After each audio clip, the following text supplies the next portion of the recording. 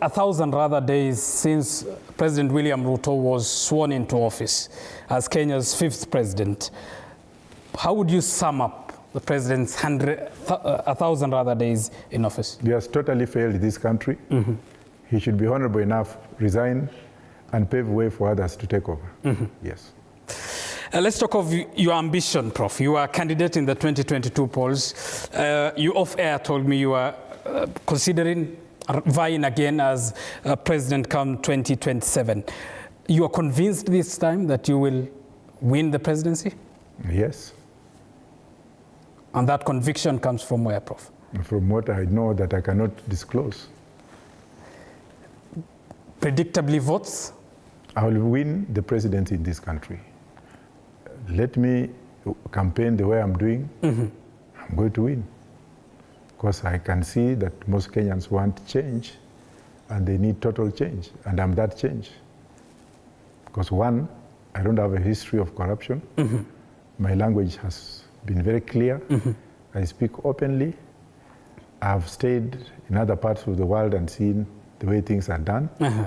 I would like to ask Kenyans to judge me by seeing me as a person, seeing what I did without even a penny in the last elections, and let them vote for change.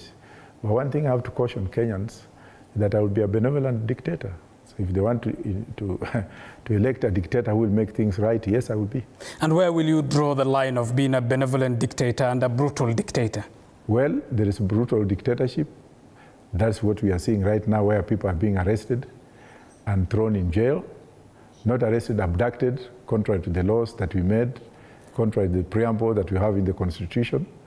But I will talk, and we shall talk with other Kenyans to talk the economic way and freedoms to accompany the economic way. Look at what is happening in Burkina Faso. People in Burkina Faso are loving their president because of what he's doing.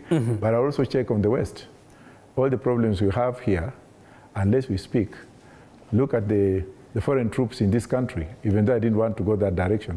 What are the British forces doing in this country? What are the American forces doing in this country? I will ask them to leave. Prof, a number of times in this interview you have referenced Burkina Faso. That was a military coup, a young man who came to power through a military coup. What lessons are you learning from Burkina Faso? We are learning integrity, we are learning honesty, and we are learning the togetherness and the spirit that this young man has inserted in the people of Burkina Faso, which has also spread across the Sahel nations, telling of the West that it's time for them to pack and go. Because if anyone came here to tell you that he wants to run for president, ask them about why do we have foreign troops in this country, and why do we have foreign companies coming here to manage our resources.